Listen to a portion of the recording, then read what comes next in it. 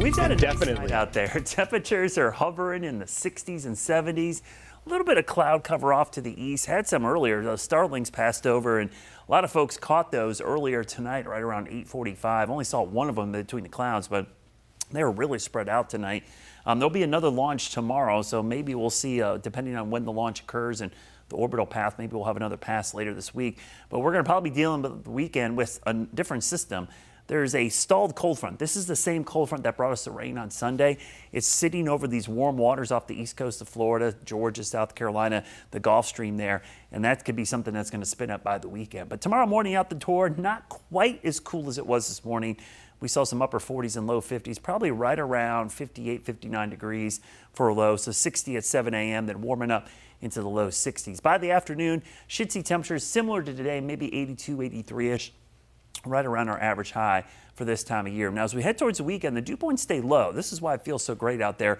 But notice Saturday up around 61, and even Sunday, Monday, I think we could see it kind of flirt with the low 60s, and that would all depend on what happens with this coastal system. You could see the 5-day rainfall forecast really highlights the coastal part of this, but in our area, we're going to keep at least a small chance of some drizzle or light rain. But we could miss out on the rain altogether depending on where this develops, because until the actual low forms, we know it'll be somewhere in this area.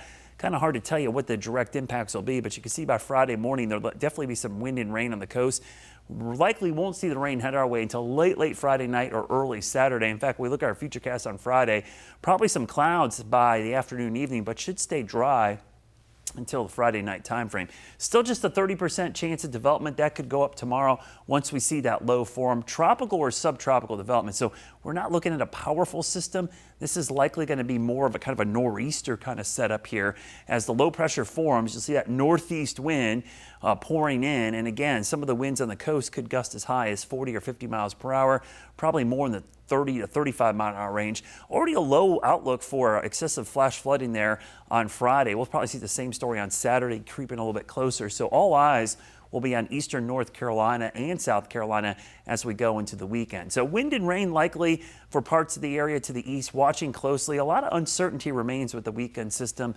Main impacts on the coast, but likely whether it gets close to us or not, we're going to see a breezy and cooler weekend because of the cloud cover. Tomorrow, again, temperatures a little bit warmer, 60s and 70s in the mountains, near 80 here in the Unifor region, low 80s in the Piedmont, including Metrolina, off to the southeast, those low 80s. Here's a look at your Guy Roofing 7-day forecast. We'll keep the weekend cool, just a 40% chance of rain right now, and actually could be better if the storm hangs closer to the coast.